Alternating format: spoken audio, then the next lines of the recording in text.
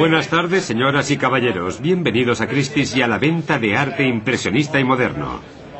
Lote 11. Es este Picasso de 1922, busto de mujer con camisa. Una pintura de Picasso que estaba en la pared de un museo alemán en 1937. Aparece ahora en una subasta en la ciudad de Nueva York.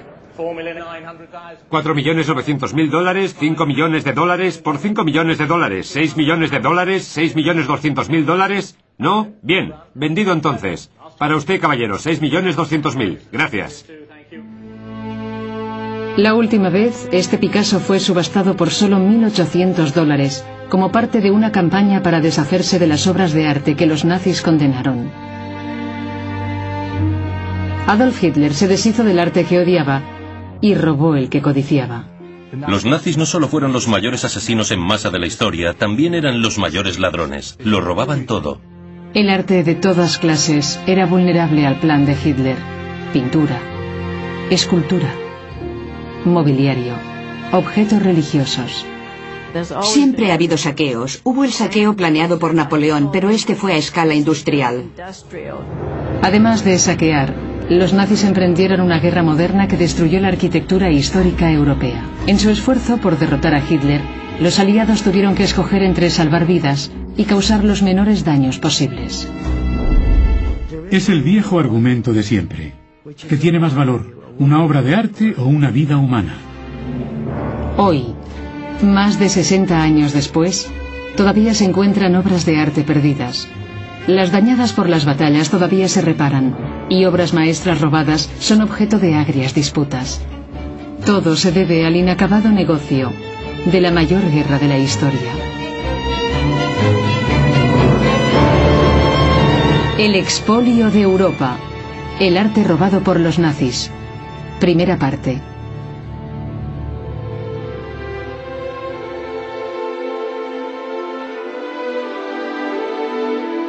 Esta pintura en Viena es su Mona Lisa, es su icono. Esta es una de las imágenes más importantes del arte austríaco del siglo XX. La pintura fue robada por los nazis durante la guerra.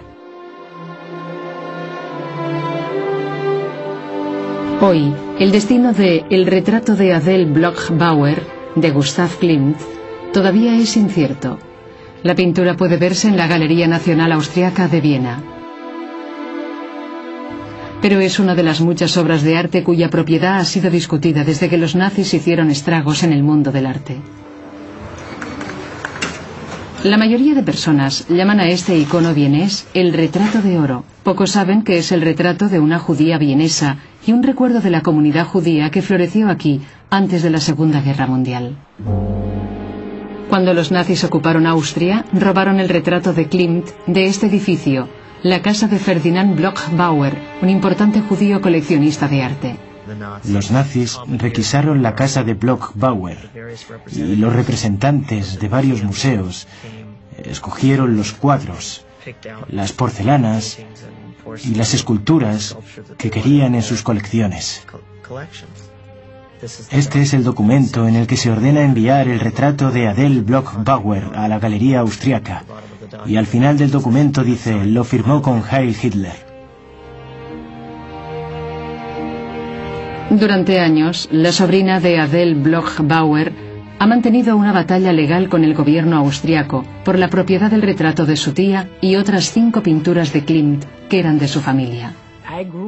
Yo crecí con los cuadros. Por eso, cuando la gente me pregunta si los recuerdo, digo que sí. Porque cada domingo comíamos allí y los cuadros de Klimt estaban en la habitación de Adele.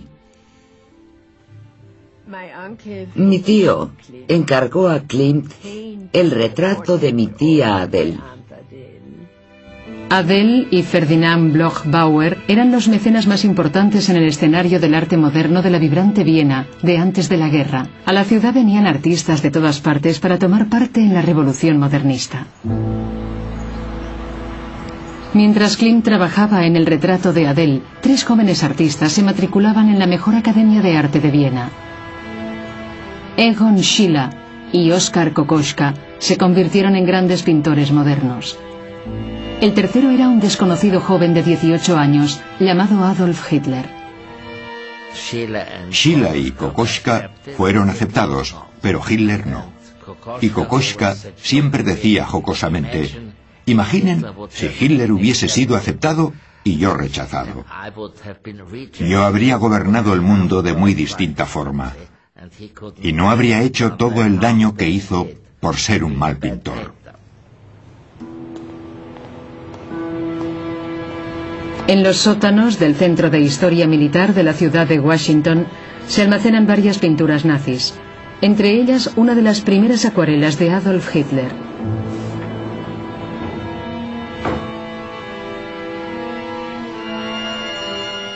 Era un pintor mediocre, no demasiado malo, pero evidentemente no estaba dotado. Pero él creía estarlo. Se veía a sí mismo siendo admitido en la Academia de Bellas Artes de Viena y se tomó muy mal el ser rechazado. Muchos de los jurados de la Academia eran judíos y yo sospecho que eso alimentó su antisemitismo. Generalmente odiaba lo que estaba ocurriendo en el arte moderno del que quería formar parte. Había artistas judíos en todas partes, y no solo eso, sino que algunas de esas figuras parecían negros salvajes de África. ¿Cómo es posible que personas como Nolde y Kandinsky expongan todas esas cosas y a mí no me dejan destacar como artista? Eso debía de irritarle.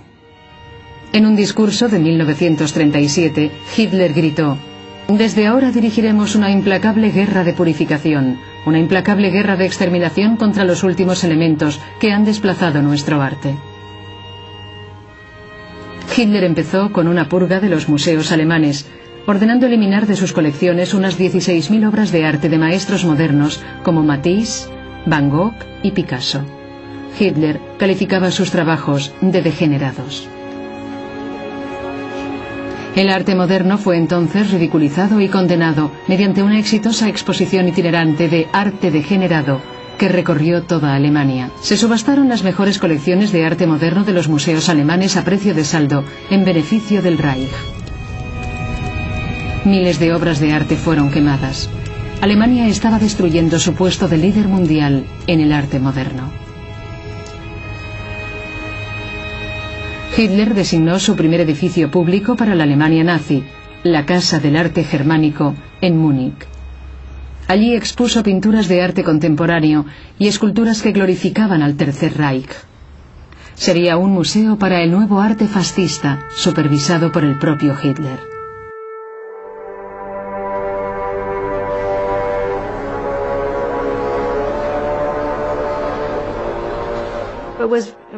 Era muy anormal que un jefe de Estado se involucrara en materia de cultura. Pero eso formaba parte de su ideología racista. Había que purificar a Alemania hasta en sus menores detalles. Hitler acompañaba a los conservadores y escogía lo que se iba a exponer. Lo hacía cada año hasta el final de la guerra. El resto lo vendía, pero la mayor parte lo compraba el gobierno porque nadie lo quería.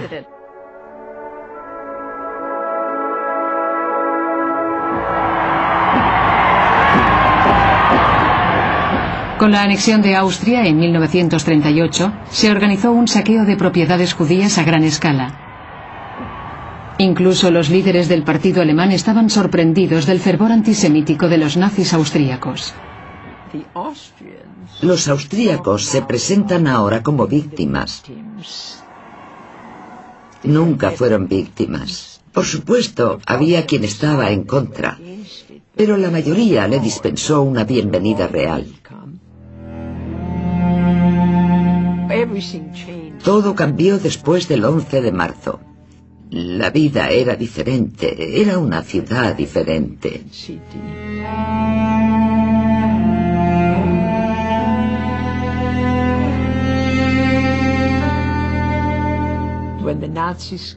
Cuando llegaron los nazis, nos echaron del piso y se apropió de él un hombre de la Gestapo.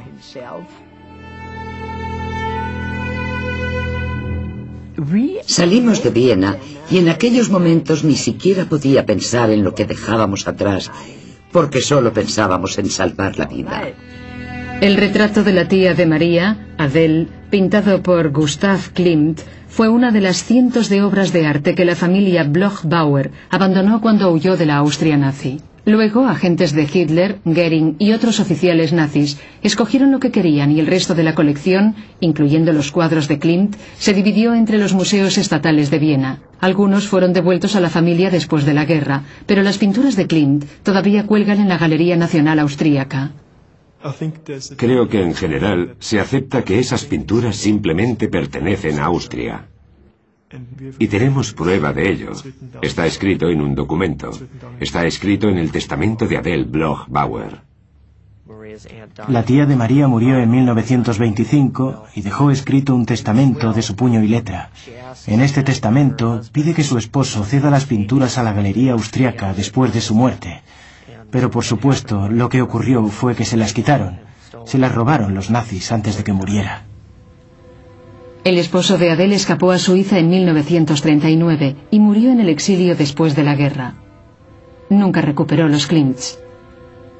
Después de la guerra, los austríacos decidieron no devolver las pinturas basándose en una declaración del testamento de Adele Bloch-Bauer de 1923, según la cual tenían todos los derechos. Está muy claro que siempre tuvo en mente que esas pinturas acabaran en la Galería Austríaca. Estas pinturas pertenecen a un museo. El público tiene que verlas, pero no en Austria, donde las mantienen ocultas. Lo que me preocupa es la injusticia, que no admitan que no son suyas. Hoy, la lucha por el retrato de Adele Bloch-Bauer es una de las muchas disputas sin resolver provocadas por el saqueo de arte de los nazis.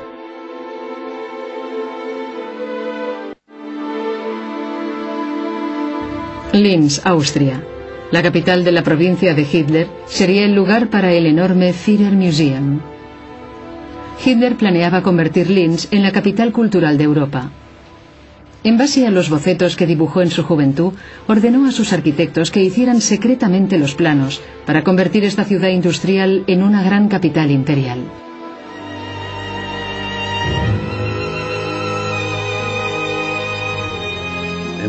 Había visualizado una larga avenida, con edificios diferentes a izquierda y derecha. Yo la llamo la Acrópolis de Hitler. El proyecto Linz estaba conectado al legado de Hitler. Iba a haber un teatro de ópera, un salón para conciertos, una gran biblioteca y también un mausoleo con su tumba. Y en el centro del complejo de Linz iba a estar el mayor museo, no solo de Europa, sino de todo el mundo, y docenas de galerías que contendrían miles de obras de arte. La colección era del Estado. Hitler creía que el Reich debía tener una gran colección de arte por prestigio, y sería de grandes proporciones. Por supuesto, pensaba comprar obras de arte, pero no tenía escrúpulos, y también las robaba. El museo iba a ser creado con obras compradas y expoliadas. Cientos de obras de arte polacas estaban en la lista de las deseadas por Hitler, pero para los nazis no valía la pena robar el patrimonio eslavo polaco, porque consideraban a los eslavos, como a los judíos, subhumanos. Declararon degenerada la cultura polaca y destinada a ser destruida. En la capital, Varsovia, incluso la arquitectura histórica estaba en el punto de mira, particularmente el Castillo Real de Varsovia, hogar de los reyes polacos durante 6 siglos, sede del Parlamento y un tesoro de la cultura nacional.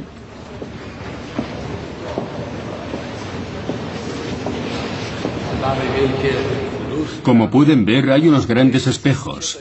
Esto es lo que se llama un friso. Es un trabajo en estuco. En 1939, Hitler ordenó a sus fuerzas: matad sin piedad ni misericordia a todos los hombres, mujeres y niños de descendencia y lengua polaca durante la invasión y exterminación de Polonia. Tengan en cuenta que esto está reconstruido. Las primeras bombas cayeron aquí, destruyeron la sala.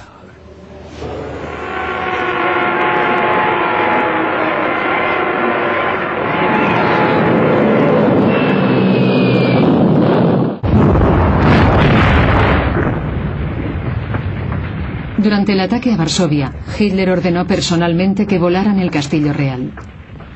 Le habían hablado de un dicho que aseguraba que mientras el castillo de Varsovia estuviera en pie, Polonia no estaría perdida. Dañada por los bombardeos y casi vacío de arte y mobiliario por los saqueadores nazis, el castillo aún se mantenía en pie cuando los alemanes se apoderaron de Varsovia. Pero conociendo el profundo apego de los polacos al castillo, los nazis abrieron agujeros en los cimientos y los llenaron de explosivos para crear una amenaza permanente de total destrucción. La segunda fase de la destrucción del castillo tuvo lugar después del levantamiento de Varsovia, que empezó el 1 de agosto de 1944. Después de años de opresión, el pueblo de Varsovia se alzó para recuperar su ciudad en manos de los nazis. La batalla más feroz, más larga, tuvo lugar aquí, en la ciudad antigua. Los alemanes aplastaron el levantamiento y mataron a 200.000 polacos. Los nazis ejecutaron su amenaza y detonaron las cargas de dinamita que habían colocado 4 años antes, y destruyeron totalmente el castillo de Varsovia.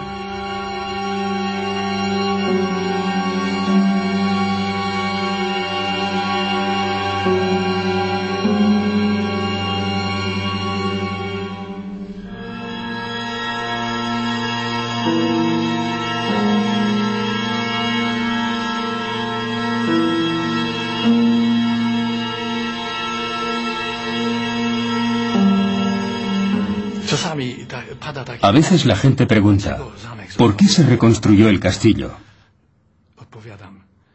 Por la misma razón por la que fue destruido. Los polacos no podían vivir sin el castillo.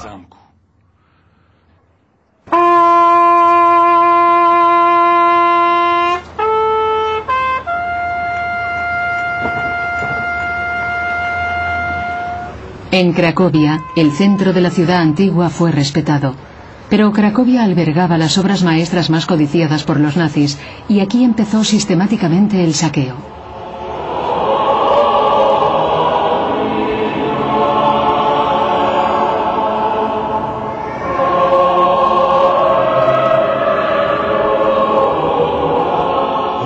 Este altar tiene un gran significado, especialmente para Cracovia. El altar sobrecoge por su maestría y acabados.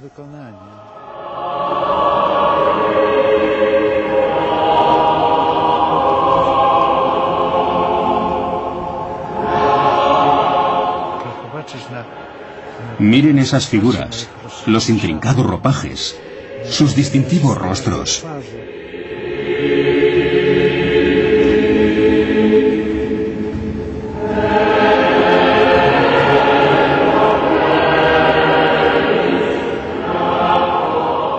Veit Stos era un bávaro que vino a Cracovia en el siglo XV. Para este altar usó como modelos a sus vecinos de aquí. Por eso fue una sorpresa para los cracovianos cuando se inauguró. Vieron las caras normales de sus vecinos que ahora eran santos, apóstoles.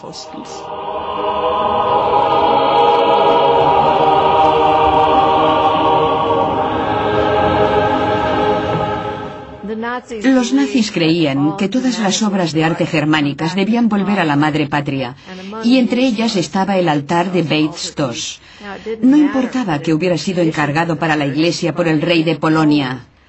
Lo único importante es que había sido hecho por un artista alemán, y por lo tanto no debía estar en manos de una raza extranjera, como los eslavos. Los polacos desmantelaron el altar de 10,5 metros de altura. Se llevaron las figuras de tamaño real y las escondieron en el campo. pero a las pocas semanas de la invasión, los nazis las encontraron y se las llevaron a Berlín. Fue una gran pérdida para los cracovianos. Estaban tan acostumbrados a que este lugar les perteneciera que no podían rezar sin él. Mientras, los saqueadores nazis de arte estaban ocupados llevándose cientos de obras polacas. Estaban relacionadas en un elaborado catálogo, solo para los ojos de Hitler. Los primeros de la lista eran La Dama del Armiño, de Leonardo da Vinci, Paisaje con un buen samaritano, de Rembrandt, y Retrato de un muchacho, de Rafael. Las tres preciadas pinturas estaban en un pequeño museo privado de Cracovia, propiedad de una noble familia, los Czartoryski. Antes de la guerra, se enfrentaron a una decisión muy difícil, como cualquiera con una colección de tanto valor. Podían esconderla o bien llevarla con ellos. Ambas opciones eran igualmente malas. Los Czartoryski decidieron esconder las pinturas en su finca rural a 200 kilómetros de Cracovia. Trajeron los objetos aquí, a este sótano, y los guardaron en una de las alcobas. La tapiaron y enlucieron la pared con yeso. Desgraciadamente, las idas y venidas llamaron la atención. Y cuando llegaron los alemanes, derribaron la pared. Y por supuesto, como eran soldados, se llevaron todos los objetos de oro y dejaron las pinturas en el suelo. El Leonardo tenía la huella de una bota. Las tres pinturas iban a ser enviadas al Museo de Hitler en Linz, pero el nuevo gobernador nazi de Polonia las guardó en sus dependencias privadas de Cracovia. Cuando finalizó la guerra, el Leonardo y el Rembrandt fueron devueltos por los aliados al Museo Czartoryski de Cracovia. El Rafael no se ha encontrado. Si ese Rafael fuera subastado hoy, llegaría a 100 millones de dólares, seguro. Ejerce una extraña fascinación y por eso sospecho que lo tiene alguien. El artículo más importante en nuestra base de datos es el retrato de un joven, de Rafael. En el Ministerio Polaco de Cultura, Mónica Kunke y sus colegas han compilado una base de datos de obras robadas durante la guerra que siguen extraviadas. El programa contiene 59.000 artículos que se calculan son solo la 10ª parte de las pérdidas totales de Polonia. Hasta que recibamos información creíble, todo lo que podemos hacer es distribuir fotos de las pinturas y esperar. Y posiblemente tendremos que esperar otra generación, cuando la persona que tomó parte directa en el robo haya muerto y sus hijos, sus herederos, no sepan de dónde procede la pintura y decidan venderla. Entonces la pintura podría ver la luz del día. Así que lo único que podemos hacer es esperar.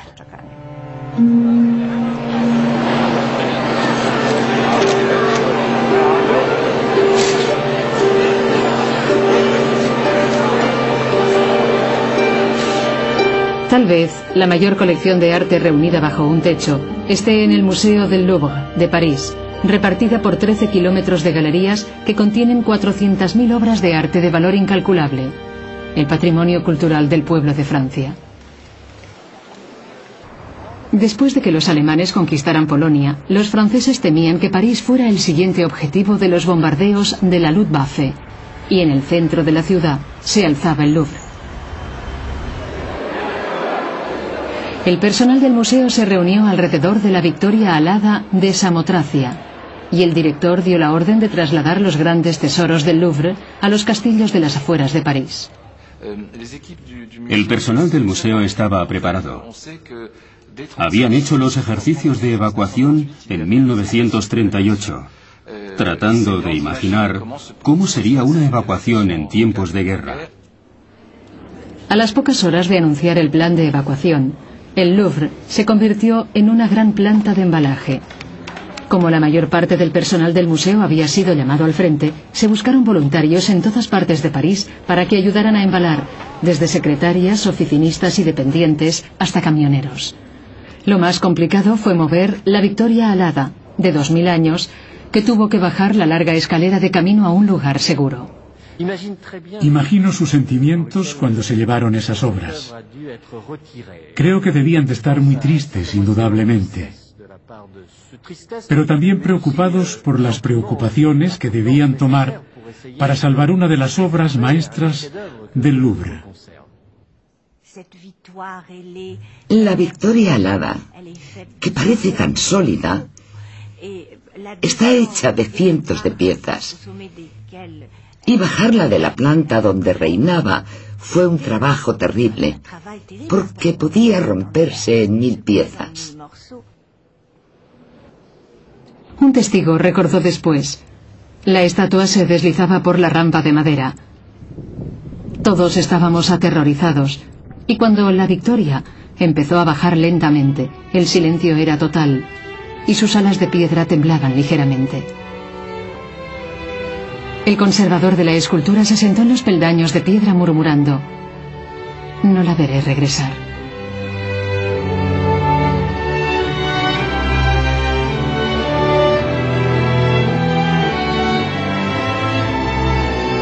«37 convoyes de 8 camiones partieron del Louvre, dejando prácticamente vacío el vasto museo.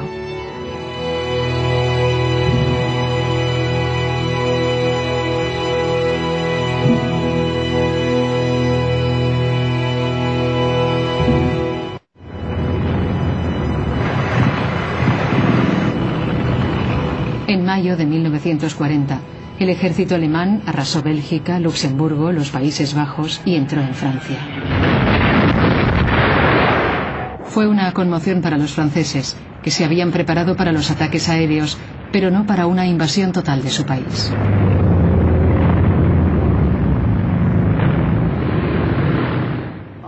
Todas las obras de arte fueron trasladadas en condiciones muy caóticas, al mismo tiempo que millones de refugiados que iban por las carreteras. Había un camión lleno de pinturas del Louvre y detrás otro camión del Tesoro francés lleno de barras de oro, y los ministros del gobierno iban delante en limusinas. Fue un caos total y milagrosamente las colecciones francesas sobrevivieron casi intactas.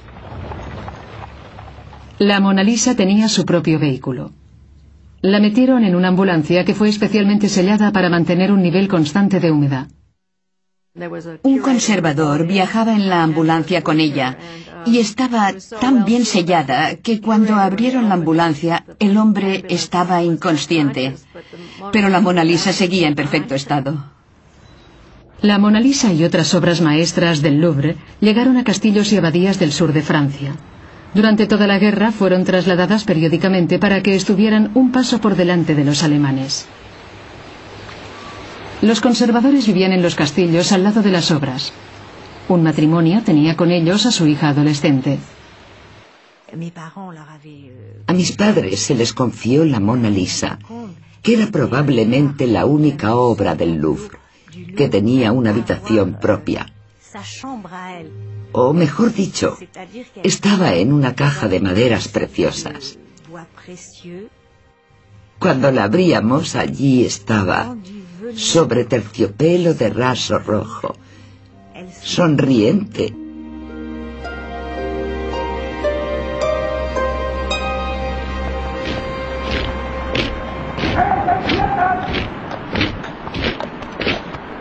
Seis semanas después de empezar la invasión, cayó Francia.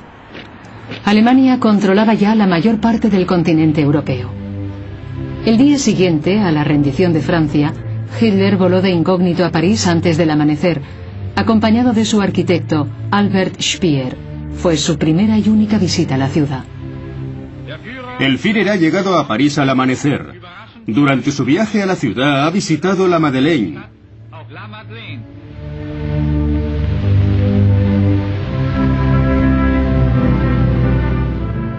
El Arco de Triunfo.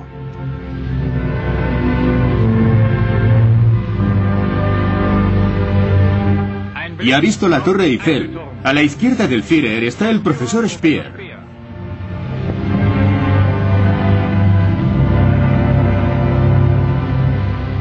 Hitler comentó a Speer: «El sueño de mi vida era ver París. No puedo expresar lo feliz que me siento por haberlo cumplido hoy».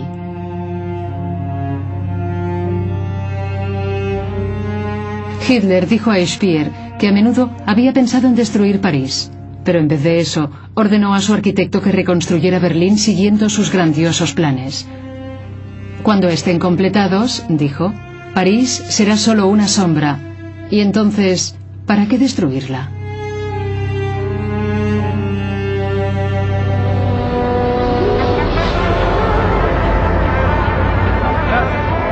A diferencia de su duro trato a las ciudades eslavas de Polonia, Hitler preservó París como un sofisticado patio de recreo para los oficiales del ejército alemán. El alto mando nazi disfrutaba de los placeres de la ciudad, pero no olvidaba que las obras de arte de las colecciones francesas estaban ocultas en castillos de la campiña. Las autoridades nazis sabían que esas obras que querían estaban en castillos, pero se abstuvieron de apoderarse de obras de las colecciones estatales, porque los alemanes no querían enemistarse con los franceses o incitarles a una rebelión abierta. En esa época no tenían recursos para controlar todos los rincones de Francia, y por eso la expoliación era mucho más gradual. Primero robarían a los judíos y luego adquirirían las obras que querían de las colecciones del Estado francés. En Francia había un buen número de importantes colecciones judías. París era la capital del mercado del arte, tenía grandes dinastías de tratantes de arte y colecciones enormes. Al mes de la ocupación nazi, equipos de la Gestapo arrasaron las galerías de los 15 marchantes de arte judíos. La familia Seligman estaba entre los grandes comerciantes de París. Esta foto es de mi padre, antes de la guerra, cuando fundó su empresa. Vaya.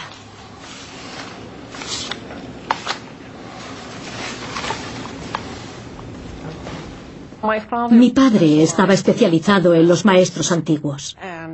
Goering visitó la galería en 1938, antes de la guerra, y mi padre lo echó, porque sabía quién era Goering y qué intentaba hacer. Por consiguiente, esa fue la primera galería que saquearon durante la guerra.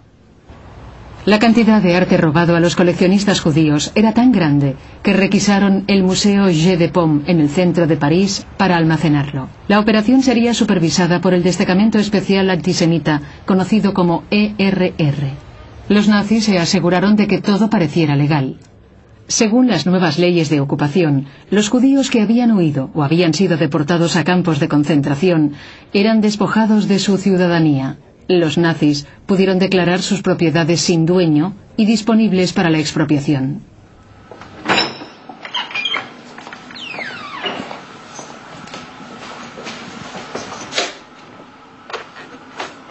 En los archivos de los museos nacionales de Francia hay gran cantidad de notas manuscritas que siguen los pasos a 16.000 pinturas robadas a judíos parisinos durante la guerra.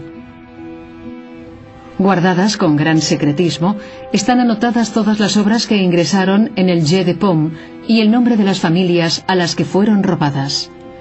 Es el trabajo de Rose Valland, una dedicada conservadora que todavía es considerada una heroína en Francia, e indudablemente la espía más inverosímil. Al principio de la guerra, Rose Valland tenía 40 años y un empleo relativamente modesto en el Museo Jeu de Paume. La idea del director del Louvre, el señor Jacques Chouillard, era conseguir que Rose Valland se quedara en el Jeu de Paume. Imaginen a Rose Valland, no muy alta, el cabello recogido en un moño con gafitas, muy por encima de toda sospecha. Y además algo muy importante era que nadie sabía que hablaba alemán.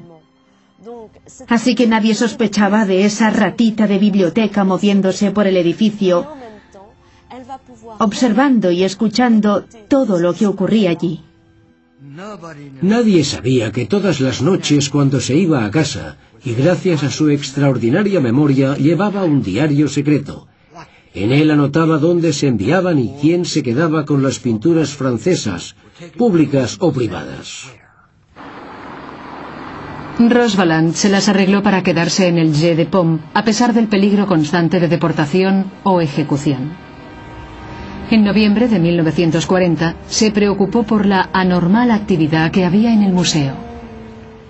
Rosbaland se dio cuenta de que había una gran excitación, que estaban inventariando las pinturas, que las colgaban de las paredes y que evidentemente iba a haber una fiesta o una inauguración. Y así era, porque Goering vino al Jeu de Paume para ver qué estaba disponible para sus colecciones y las de Hitler. Era lo bastante inteligente para saber qué obras importantes, como El astrónomo de Vermeer, que había sido confiscada a los Rothschild, debían ser para el Führer, para el Museo de Linz, pero también tenía la posibilidad de llevarse muchas cosas para sí mismo. Durante los años siguientes, Goering visitaría el Jeu de Paume 20 veces y se quedó para él más de 700 obras de arte. Hermann Goering pasaba mucho tiempo en París.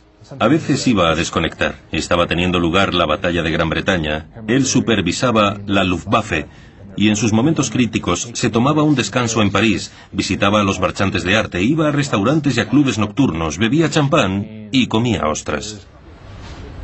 El botín de los viajes de placer de Goering a París, a los Países Bajos y a Bélgica, era enviado en un furgón hasta la puerta de su señorial pabellón de caza, Carinhall.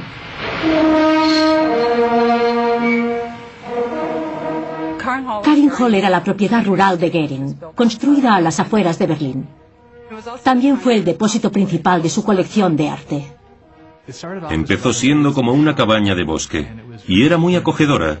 Tenía una chimenea grande y se había empleado mucha piedra en la construcción, pero fue aumentando gradualmente de tamaño. La redecoró y se convirtió en una casa opulenta y ostentosa. Le añadió grandes galerías, largos corredores con mármoles, tapices, alfombras, pinturas y esculturas.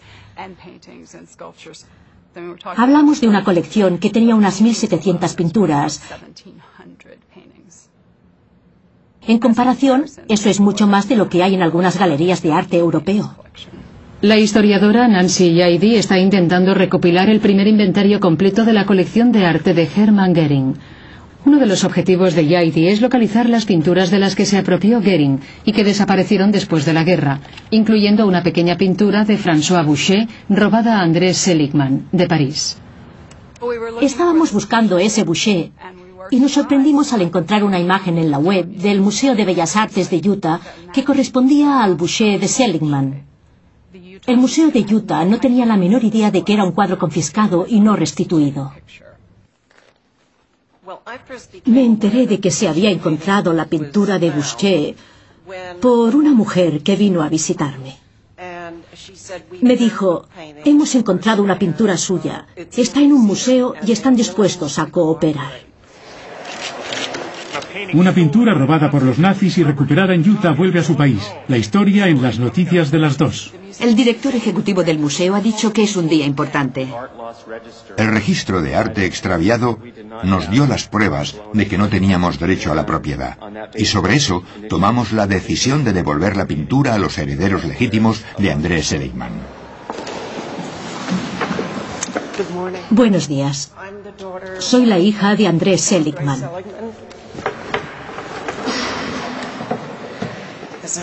Es un día muy especial para mí.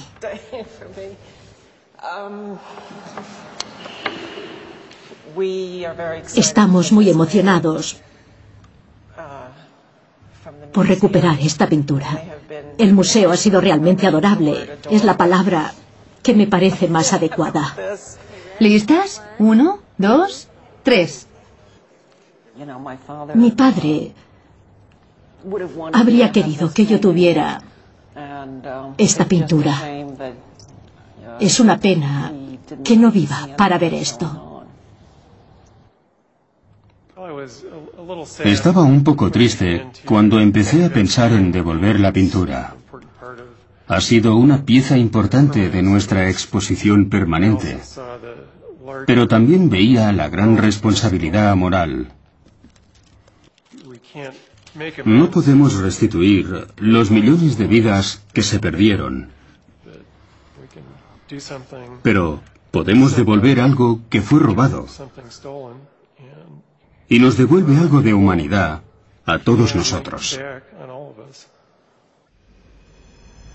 De la París ocupada continuaban saliendo hacia Alemania trenes atestados de obras robadas.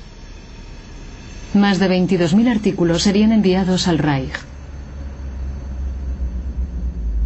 Pero el robo de Bellas Artes era solo el principio. La ERR emprendió un nuevo proyecto más radical. A partir de marzo de 1942, la ERR decidió iniciar la operación mobiliario, la Möbelaktion, saqueando totalmente los pisos que dejaban los judíos de la Europa occidental.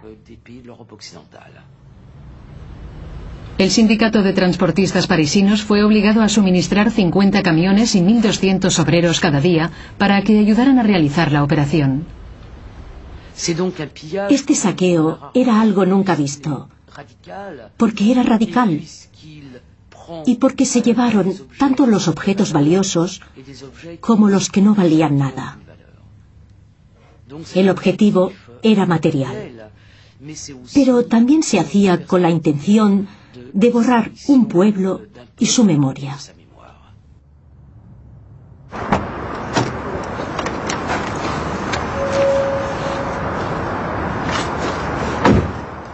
Como ven, aquí todo ha cambiado.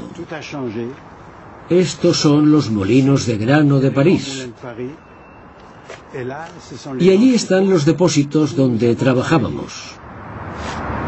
Jacques Allman, un joven judío parisino, estaba a punto de ser deportado a un campo de concentración de Polonia, pero lo soltaron y lo llevaron a un nuevo campo de trabajo de esclavos en una estación ferroviaria del centro de París. En el campamento, los presos judíos fueron forzados a ordenar, limpiar, reparar y empaquetar las pertenencias robadas a los judíos, que eran enviadas a familias alemanas. Por eso los nazis escogieron este solar, porque de aquí salían los ferrocarriles que iban al este. Entraron camiones pesados en el patio. Allí, presos como nosotros descargaron los camiones. Ordenaron las pinturas. Entre nosotros había expertos en arte que clasificaron los cuadros. A veces veías a oficiales alemanes que venían y se llevaban lo que les gustaba. Eran entendidos y escogieron pinturas valiosas que se habían expuesto. Fueron tiempos muy duros. Había perdido a toda mi familia, a mis padres, a todos mis hermanos. Éramos 5 hermanos. Un día reconocí cosas que eran de mi familia.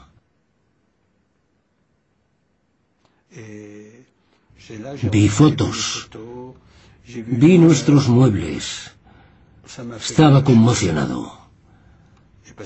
Había maletas, así que cogí una y la llené de todas las fotos que pude. Guardé una de mi madre y de mi padre cuando eran jóvenes, incluso algunas de su boda en Praga. No tengo ninguna más. Cuando fui deportado a Birkenau, tuvimos que dejarlo todo. Lo destruyeron todo. Perdí todos los recuerdos de mi familia.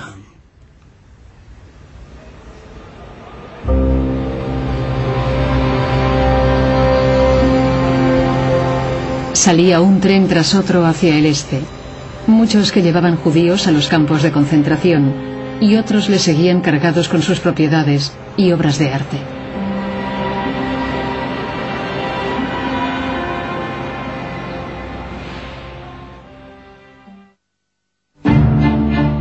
Los Ángeles 2006.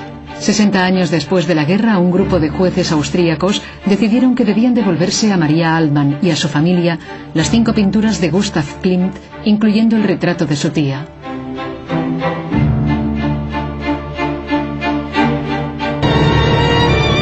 El expolio de Europa. El arte robado por los nazis. Segunda parte.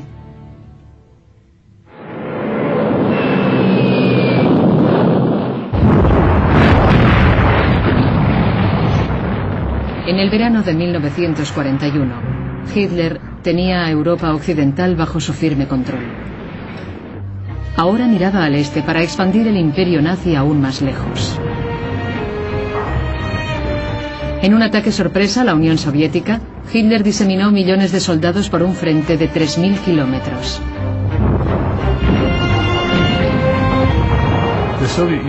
La Unión Soviética era un objetivo igual que Polonia. Era ante todo una nación eslava.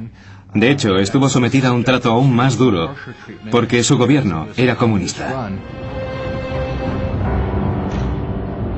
Hitler ordenó a sus generales que hicieran una guerra de aniquilación. Era una campaña para arrasar las tierras que llegó hasta el centro del arte y la cultura rusos.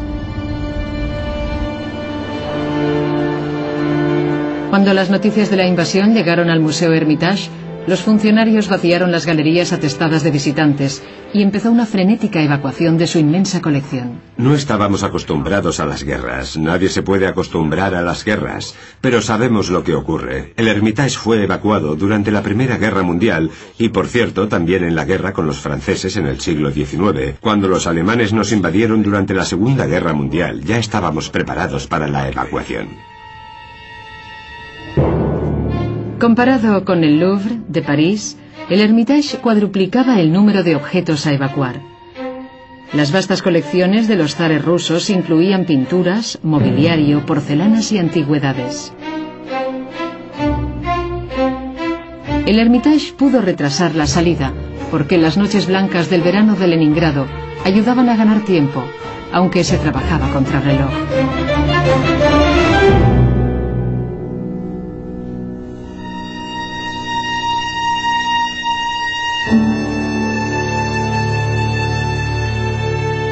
Al mes de la invasión, los trenes soviéticos habían transportado 1 millón de sus más preciados tesoros.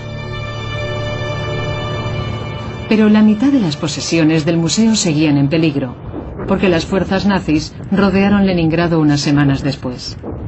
El enemigo estaba solo a 12 kilómetros del museo. Fue el principio del asedio a Leningrado, que duró 900 días.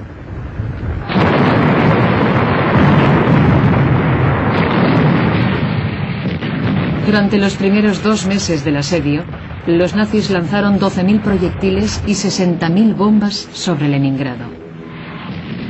En octubre, Hitler ordenó a sus generales barrer la ciudad de la faz de la tierra.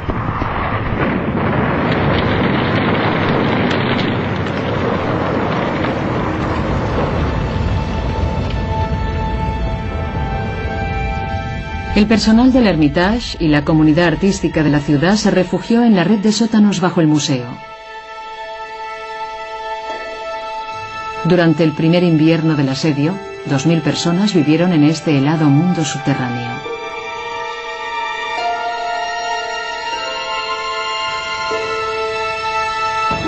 En Leningrado se acabaron las reservas de combustible cuando los días empezaron a ser más cortos y fríos. Llegó la hambruna. Durante noviembre y diciembre de 1941 murieron 70.000 personas. Fue un crudo invierno y la nieve entraba por las ventanas rotas por las miles de bombas caídas, y durante 3 meses los hambrientos trabajadores del museo utilizaron palancas para deshacerse de las 80 toneladas de hielo y cristales rotos que había en las paredes, en los techos y en los suelos de madera de las suntuosas galerías. Cuando la nieve se fundió con el inicio de la primavera, llegó una brigada de enterradores al Hermitage. De la improvisada cámara mortuoria del sótano sacaron 46 cadáveres que se habían mantenido congelados durante el invierno. Llevaron a los muertos a una parcela de tierra en las afueras de la ciudad, que en los 2 años siguientes se convirtió en la fosa común de 500.000 de rusos víctimas del asedio. Toda Europa había sido atacada, desde Francia a Rusia, y los alarmantes informes sobre los robos y los destrozos de los nazis llegaron a los profesionales del arte de un nuevo museo, lejos del Hermitage.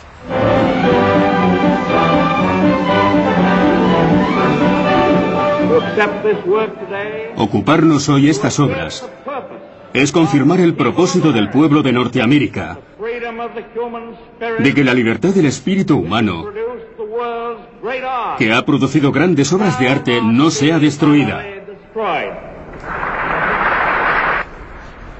Un grupo de funcionarios y académicos de la Galería Nacional de Arte de Washington, conocidos como la Comisión Roberts, advirtió al presidente Roosevelt del grave problema al que se enfrentaban los ejércitos aliados, a cómo salvar Europa sin destruir sus edificios históricos y sus tesoros culturales en el proceso.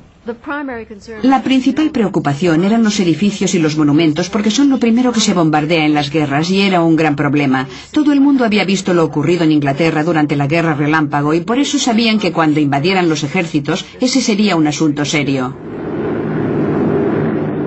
La primera invasión llegó en el verano de 1943, cuando Norteamérica y sus aliados occidentales lanzaron un ataque masivo contra las fuerzas de ocupación alemanas en el sur de Italia.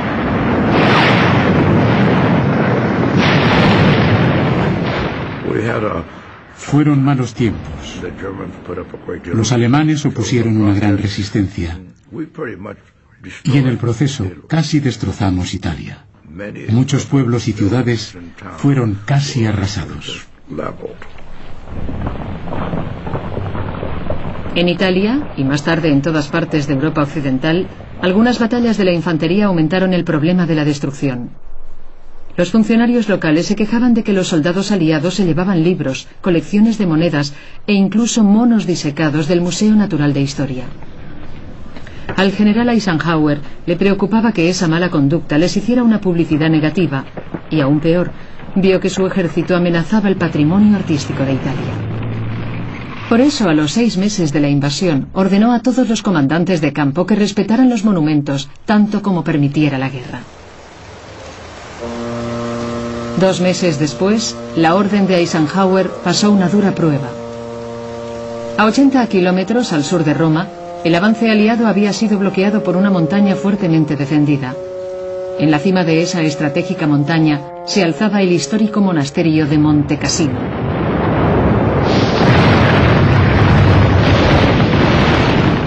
No me preocupaba el monasterio, sino la gente que intentaba matarme.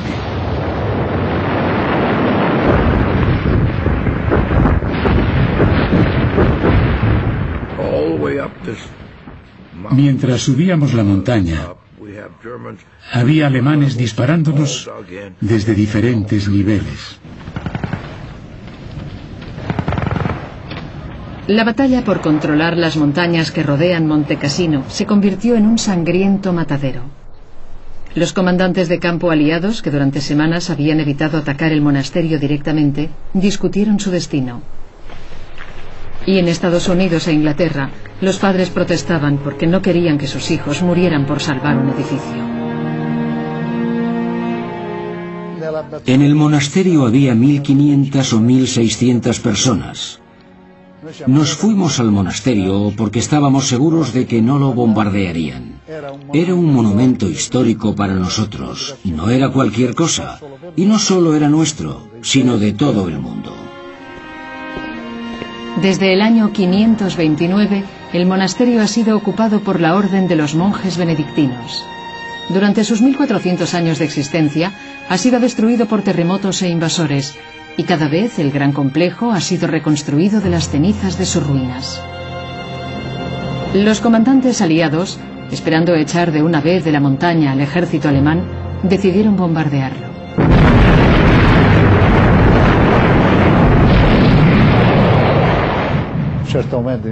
En esos momentos ni siquiera podía respirar.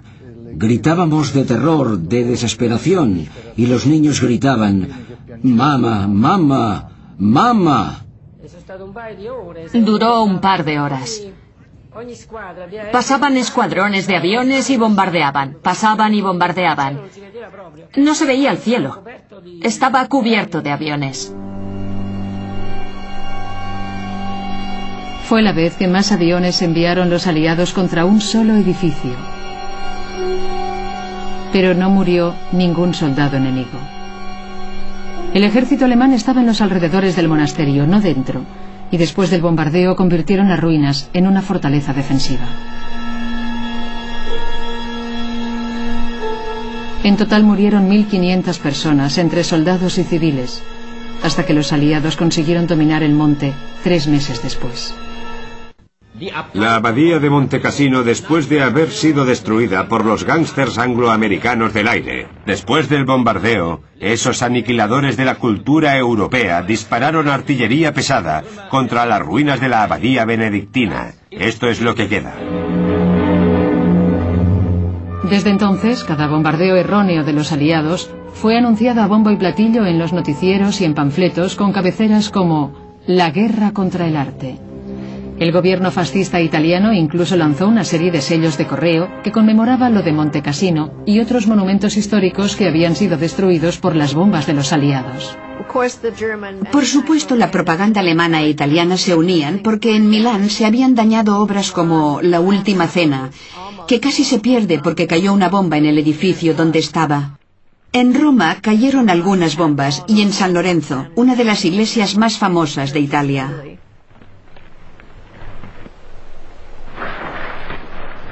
Aunque las bombas perdidas de los aliados cayeron en las afueras de Roma, el campo de batalla llegó a la ciudad cuando el ejército alemán se dirigía al norte. La población de Roma y los antiguos monumentos fueron respetados.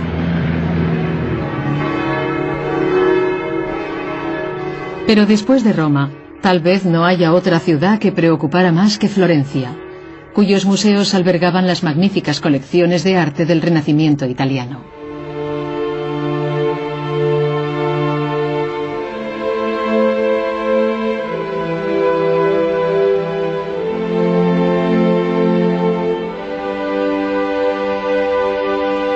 Aquí, como en Francia, los funcionarios de cultura ya se habían llevado las obras de arte que podían transportarse a la presumible seguridad de las mansiones y los castillos del campo.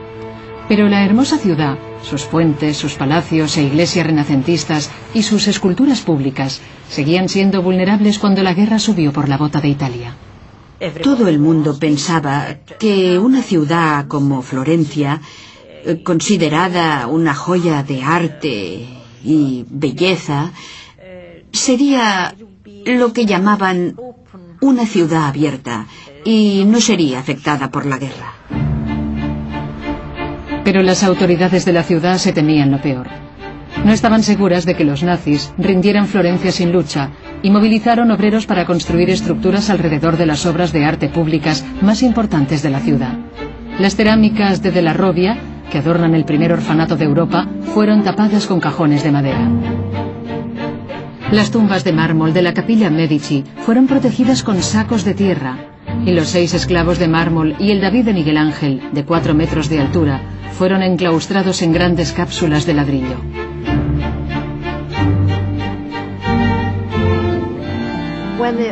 Cuando los aliados empezaron a bombardear Italia, Florencia era un problema de difícil solución porque tenía esos extraordinarios monumentos, pero era un importante centro ferroviario.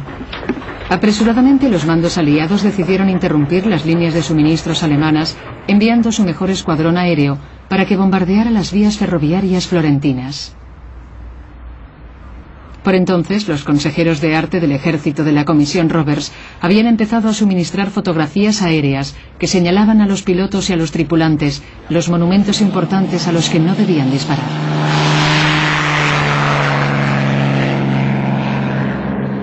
El destino de la historia de Florencia estaba en manos de este pequeño grupo de aviadores.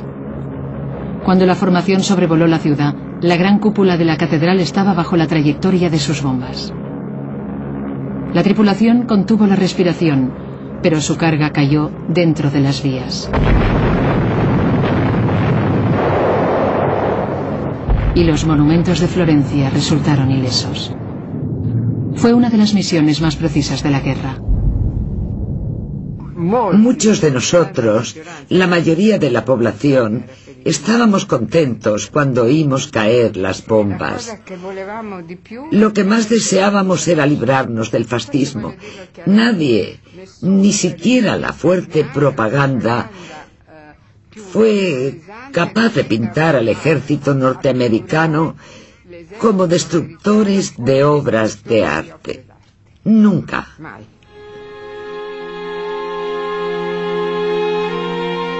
Por esa época, la Comisión Roberts había convencido al ejército para que llevara expertos en arte que estuvieran cerca del frente, para que pudieran salvar y proteger los monumentos y el arte. Los integrantes de la operación eran jóvenes reclutados entre las filas del nuevo Departamento de Monumentos, Bellas Artes, archivadores, historiadores y conservadores, que luego se convertirían en líderes del mundo del arte de la posguerra. Hombres como James Rorimer, que fue director del Museo Metropolitano de Arte, y Lincoln Kirstein, que fundaría y dirigiría el Ballet de la ciudad de Nueva York. Los soldados les llamaban las doncellas de Venus, y más tarde fueron conocidos como los hombres de los monumentos. No había ninguna unidad como la de los hombres de los monumentos. Eran funcionarios individuales que estaban en diferentes ejércitos y nunca contaban con personal suficiente que hiciera lo que ellos querían. Hubo unos 200 durante toda la guerra y en algunos momentos solo había 12 en todo el frente. El sentimiento que tenía haciendo algo por salvar la cultura occidental era de alegría. Por fin podíamos hacer algo positivo. Nos cargaban con mucho más de lo que podíamos hacer. No teníamos camiones, ni jeeps, nada más que nuestras manos. Y tampoco contábamos con el apoyo de la oficialía. Y allí estaban esos monumentos y la gente decía, ¿qué hay de la seguridad de esta importante estructura? Y nuestros soldados que habían visto morir a sus compañeros respondían, ¿por qué tenemos que preocuparnos de eso? En verano de 1944 cambió la marcha de la guerra. Las fuerzas alemanas se retiraron de toda Europa. Por donde pasaban destruían todo lo que podían en un acto de venganza. A las 10 en punto de la noche del 3 de agosto, 2 días antes de que el ejército alemán huyera de Florencia, una serie de fuertes explosiones sacudieron el centro de la ciudad. El New York Times informó, la Florencia que el mundo conocía ya no existe. Por orden de Hitler, el ejército alemán había volado los puentes del centro de la ciudad. Tuvieron que hacer 3 intentos para volar el Ponte Santa Trinità, cuyos arcos diseñó Miguel Ángel. El Ponte Vecchio se salvó, pero miles de metros cuadrados de la antigua Florencia fueron demolidos en ambas orillas. Nunca lo habría imaginado. Cuando vi que el bello Ponte Santa Trinità estaba hecho pedazos, solté un grito de dolor. Lloré de pena.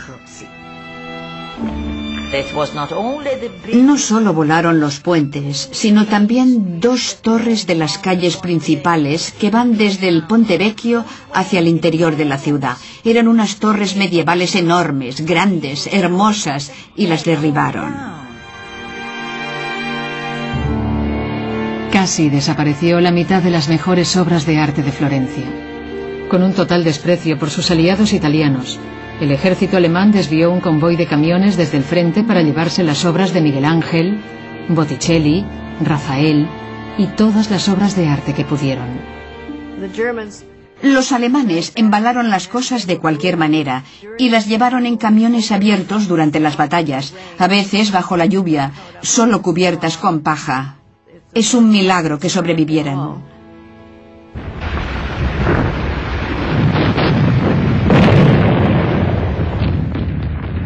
Por entonces, los soviéticos habían detenido la invasión de su país y empezaron a recuperar territorio a los alemanes. Cuando los nazis iniciaron la retirada, el Ejército Rojo averiguó que no había quedado nada valioso en los museos de las ciudades que recuperaban. En los suburbios de Leningrado, los opulentos palacios de los zares rusos habían sido saqueados y destruidos. Los nazis se llevaron las piezas de valor del Palacio de Catalina, hasta los famosos paneles del legendario Salón Ámbar. Incluso las inmensas fuentes del Palacio de Pedro el Grande habían sido desmanteladas y transportadas a Alemania, junto con 5.000 muebles antiguos y 35.000 obras de arte. En la guerra murieron entre 20 y 30 millones de soldados y civiles. Miles de ciudades y pueblos quedaron totalmente destruidos. Cuando el Ejército Rojo empujó a los invasores hasta Alemania, los líderes soviéticos enviaron sus fuerzas para tomar venganza. El Ejército Rojo siguió su camino hacia el oeste e invadió Alemania y se apoderó de todo lo que pudo, desde infraestructuras industriales hasta inodoros, y también millones de objetos culturales. Stalin incluyó expertos en arte en las llamadas brigadas de trofeos para que devolvieran a Rusia el arte robado por los nazis. Pero también cargaron trenes de arte germánico con dirección al este, a la Unión Soviética.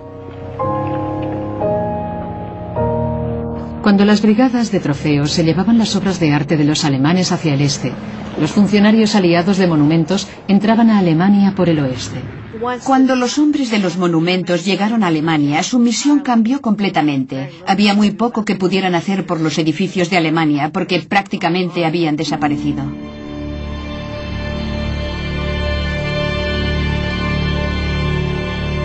Durante meses, los bombardeos aliados habían atacado los centros industriales y urbanos de Alemania.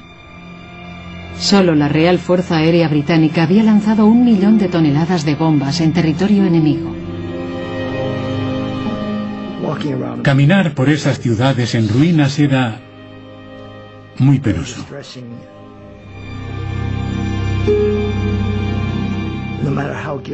Por muy culpable que fuera su gobierno, cuando pensabas que habíamos destrozado esas ciudades con nuestros aviones, pero en la sección de Monumentos y Bellas Artes, intentábamos restaurar cualquier cosa que valiera la pena. Enfocaron su trabajo en la protección de obras de arte y mobiliario que encontraban ocultos en muchos lugares de Alemania. A cientos de kilómetros, en las tierras interiores de Alemania, almacenada entre refugiados que vivían miserablemente, los funcionarios de monumentos encontraron escondida la primera de las colecciones de los museos alemanes. Más al este, los oficiales británicos descubrieron un escondrijo que había sido saqueado por ladrones comunes. Y en una mina de sal del centro de Alemania, los generales Eisenhower, Patton y Bradley acudieron a ver el mayor hallazgo hasta el momento. Almacenado con el total de las reservas de oro del Tercer Reich, había 400 toneladas de obras de arte de los mejores museos de Berlín. Diariamente los hombres de los monumentos rescataban miles de obras de arte vulnerables que las autoridades de los museos alemanes habían enviado a lugares seguros, pero el descubrimiento del botín nazi estaba todavía por descubrir.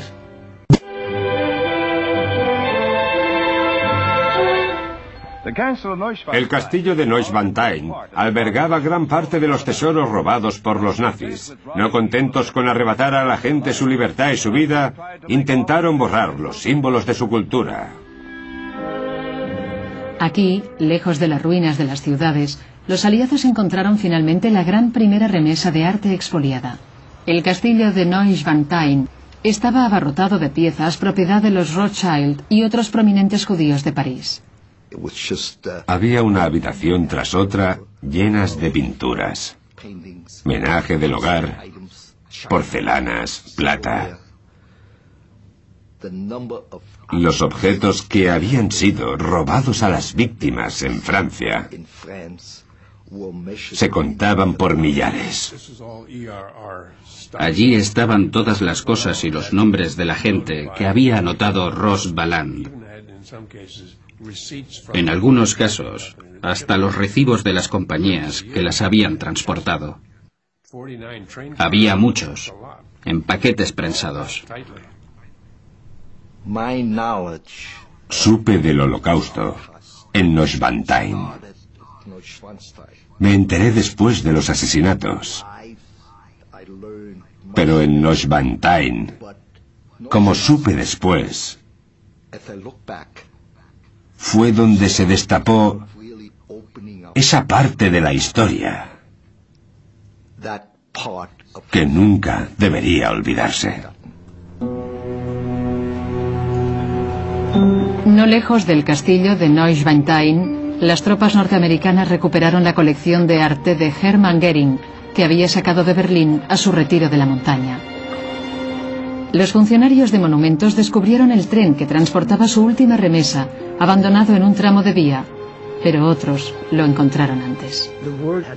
Entre los campesinos corrió la voz de que el tren de Goering estaba allí, y lo saquearon. La gente fue corriendo al tren, y se llevó lo que pudo, todo lo que podían cargar.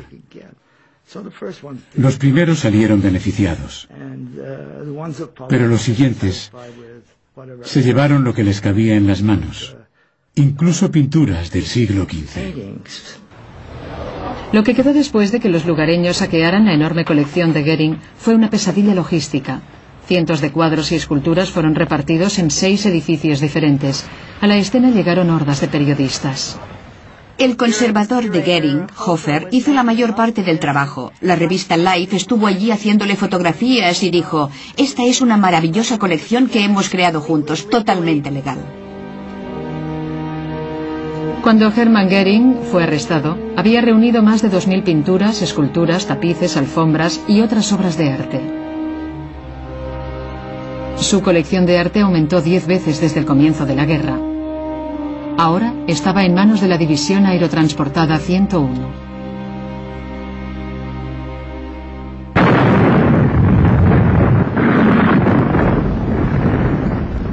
A finales de abril de 1945, el Ejército Rojo Soviético se abría camino a través de las calles de Berlín.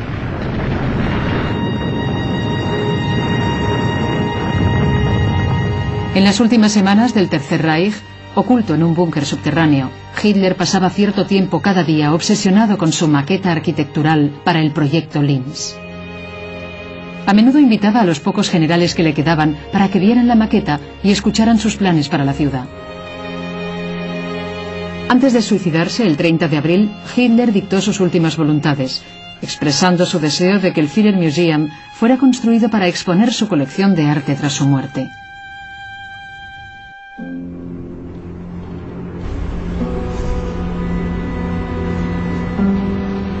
El día que los aliados declararon la victoria en Europa, el tercer ejército norteamericano llegó a un pequeño pueblo en la cima de los Alpes austríacos.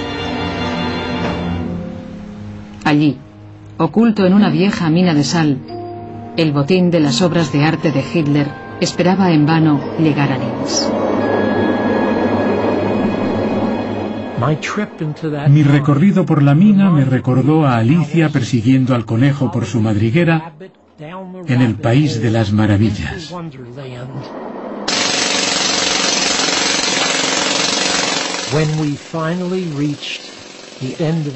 Cuando llegamos al final del recorrido, me encontré en una gran cueva, una caverna enorme, llena de obras de arte hasta la altura de 3 balcones.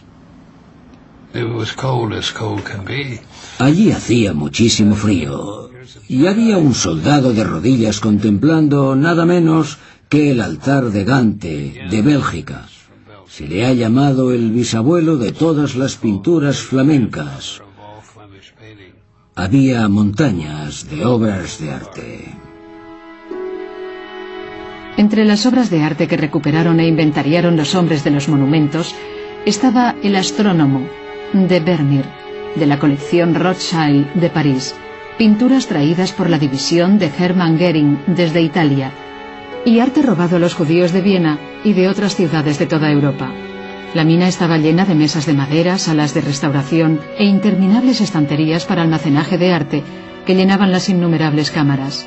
6.500 pinturas, más de 3.000 dibujos e impresiones, 100 esculturas e incontables tapices, muebles y libros. Toda esa acumulación de maravillas había sido robada por los mayores ladrones y asesinos que han existido jamás en la faz de la tierra. ¿Cómo podían apreciar la belleza del gran arte y a la vez exterminar a millones de personas en los cercanos campos de concentración? No pude entenderlos entonces y sigo sin entenderlos hoy. Por fin terminó la guerra. Después de 6 largos años y 50 millones de muertos, de alguna forma los supervivientes de todas las ciudades europeas encontraron la energía para celebrarlo. En Italia, el oficial de monumentos, Dean Keller, dio al pueblo de Florencia algo más que celebrar. En las cimas de los Alpes italianos, Keller encontró los tesoros robados a Florencia. Keller escoltó el tren que llevaba las pinturas de Rafael, Botticelli y Miguel Ángel de vuelta a Florencia. La expedición estaba valorada en 500 millones de los actuales euros, y de su contenido se decía simplemente tesoros artísticos. Pero en la posguerra alemana, los hombres de los monumentos seguían siendo responsables del legado secular de la civilización occidental. Su principal tarea era reunirlo todo en la central de recogida. Cuando llegué a Múnich, la mayor parte de la ciudad había perdido sus tejados y todos los edificios estaban en ruinas. Pero extrañamente, un lugar que debería haber sido bombardeado seguía allí, la sede del partido nazi. Se convirtió en el punto de recogida. Tuve que prepararlo para recibir obras de arte a los 14 días. Y saber que iban a traer el altar de Gante y la Madonna de Brujas de Miguel Ángel me impresionó mucho. Tenía que estar todo listo para recibirlos. Al norte de Múnich, en la ciudad de Wiesbaden, los hombres de los monumentos montaron a tiempo otro punto de recogida para recibir su primera remesa importante. Llegaron 56 camiones en un periodo de 4 días, todos protegidos, con ametralladoras instaladas en transportes especiales. Había que inspeccionar cada objeto, catalogarlo, fotografiarlo y en muchos casos restaurarlo. A Múnich y Wiesbaden llegaron las colecciones de Adolf Hitler, Hermann Göring, de los museos nacionales de Alemania y Austria y todo el arte robado en Europa. En aquellos momentos, los 2 puntos de recogida llenos de tantos objetos eran los museos más grandes del mundo. Había 27 Rembrandts en la colección. 27 Rembrandts. Y un buen número de pinturas de Rubens, Botticelli, Masaccio, y la lista aumentaba, la Leda de Correggio. Era una maravilla. En la pared frontal de la oficina había un maravilloso Degas que se convirtió en mi pintura favorita de Degas. Solo por estar en esa oficina valía la pena servir en la Segunda Guerra Mundial. Había tanto que hacer que no tenías tiempo para disfrutarlos. La responsabilidad de tener esos objetos en nuestro cuidado nos hacía pensar.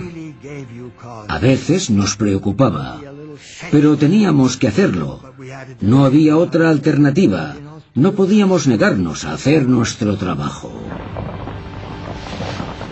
El ejército quería deshacerse de las obras de arte lo antes posible y ordenó a los puntos de recogida que pasaran la responsabilidad de ocuparse de ellas a las autoridades de los gobiernos de los países donde habían sido robadas. Se enviaron grandes remesas desde Neuschwanstein a Francia. Las pinturas robadas en Italia volvieron al país y la Dama del Armiño de Leonardo da Vinci regresó a Cracovia junto con el altar Beit Stos y 27 vagones de tren llenos de otros tesoros polacos. Era como pasar una película hacia atrás. Todos los trenes cargados que habían salido hacia las minas de Alemania empezaban a regresar. Pero en los puntos de recogida todavía quedaban objetos que no habían sido reclamados por sus propietarios, que tal vez no habían sobrevivido. Elaboradas menorás, cálices de plata, coronas de las Torá y otros objetos preciosos robados a las comunidades judías diezmadas. Teníamos una sala llena de torás, unas sobre otras, amontonadas. En esos momentos ya se sabía lo que había ocurrido en los campos de concentración. Lo sabíamos, y no podías pasar por esa habitación sin estremecerte pensando en la gente que había muerto, mientras esas torás llegaban a nuestras dependencias. Finalmente, las torás y los objetos de arte religioso fueron enviados a museos y bibliotecas judías de todo el mundo. Cuando los puntos de recogida cerraron, en 1951, los hombres de los monumentos habían procesado y restaurado millones de artículos del patrimonio artístico de Europa que habían sobrevivido. Pero a pesar de esos logros, hoy, más de medio siglo después, todavía sigue sin resolverse el tema del expolio de cultura cometido durante la Segunda Guerra Mundial. Cerca de Nuremberg, Alemania, el historiador Ralf Rosmaisel trabaja para honrar y restaurar lo que ha quedado de la olvidada cultura judía, que una vez floreció en esta zona. Mi trabajo consiste en buscar, encontrar y devolver lo que fue robado. En las sinagogas abandonadas, como esta de Kronheim, Rosmaisel busca evidencias de cómo vivían aquí los judíos. Estamos en una buhardilla de 1816. Y aquí se guardaban los textos hebraicos, que, por supuesto, no se sacaron durante la época nazi. Como cristiano, creo que esforzarse en devolverlos es una buena acción. Hace poco, Rosmaisel ha adquirido una colección de coronas de plata de las Torás que han pasado secretamente por varias manos desde la guerra. Estos son rimonim, ornamentos para el atril de la Torá. Son pequeñas coronas que se ponen encima y tienen unas campanillas. Rosmaisel intenta encontrar familiares supervivientes de los propietarios originales.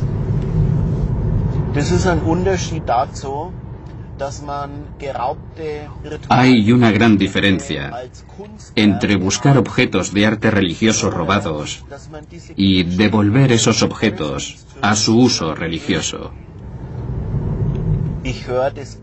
He oído el sonido de los rimonim judíos y me emociona. Cuando hice la primera llamada telefónica al bisnieto de la persona que lo perdió e hice sonar ese objeto religioso, esa persona que estaba al teléfono a miles de kilómetros también se emocionó. Mientras Rosmaisel trabaja en Alemania para devolver los objetos robados a los judíos, en la antigua Unión Soviética aún se lleva a cabo otro tipo de curación de heridas culturales. El Museo Hermitage reveló por primera vez que 74 pinturas importantes robadas por los alemanes y que las brigadas de los trofeos del Ejército Rojo recuperaron ya estaban en su poder. Fue la última de una serie de declaraciones de Rusia que sorprendieron al mundo del arte. Aunque produjo una gran excitación por las revelaciones concernientes a la Brigada de los Trofeos, se acusó a los soviéticos y a los rusos, aduciendo que habían robado esos objetos culturales.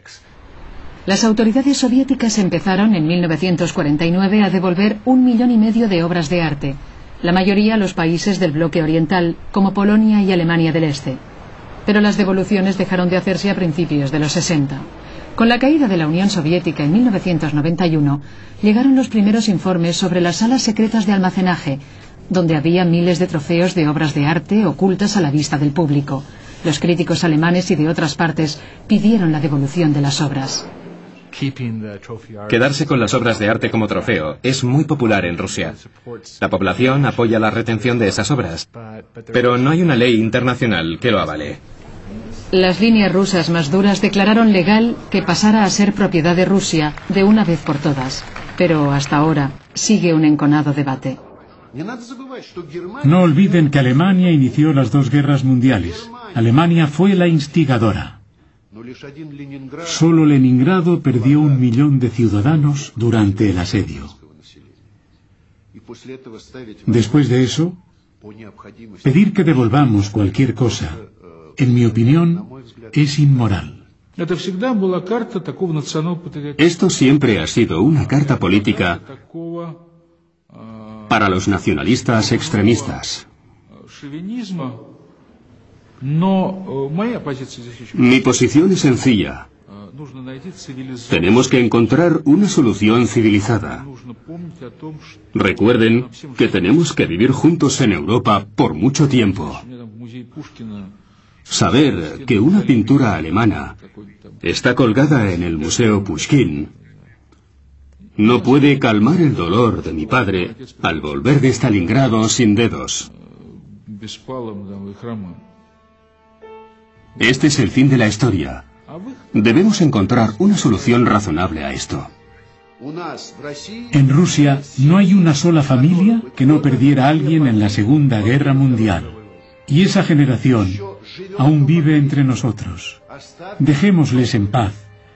Dejemos que pasen 2 o 3 generaciones y luego trataremos el tema. Ahora es imposible resolver este problema sin que lloren amargamente.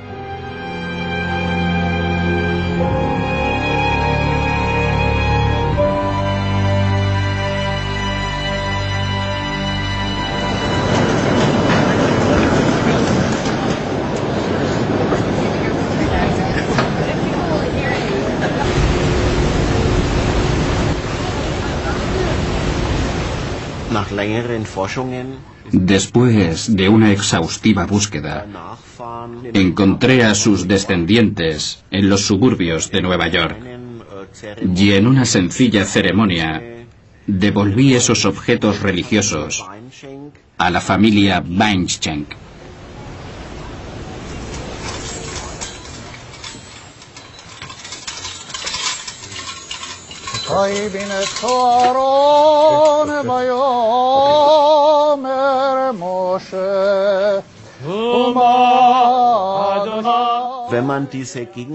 Cuando vuelves a oír el sonido de esos objetos, aunque no soy judío, se me llenan los ojos de lágrimas, igual que a ellos. Y es algo muy hermoso.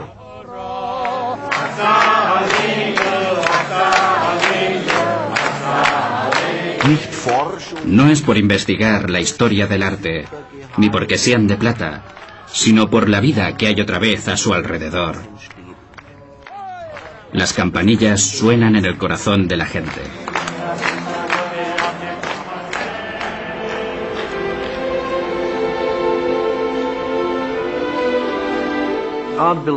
El arte pertenece a la humanidad. Sin él somos animales. Luchamos, vivimos, comemos. Pero el arte es lo que nos hace humanos. Al igual que los refugiados de guerra, la mayor parte del arte encontrado en Europa volvió a casa después de la guerra. Y como los soldados y los civiles que viven o murieron, cada obra de arte tiene una historia que contar. Nunca antes se había trasladado, escondido y destrozado el arte a tan gran escala. Miles de obras de arte siguen desaparecidas. Muchas, víctimas inocentes de la guerra, no volverán a ser vistas jamás, pero seguro que otras volverán a aparecer en años venideros.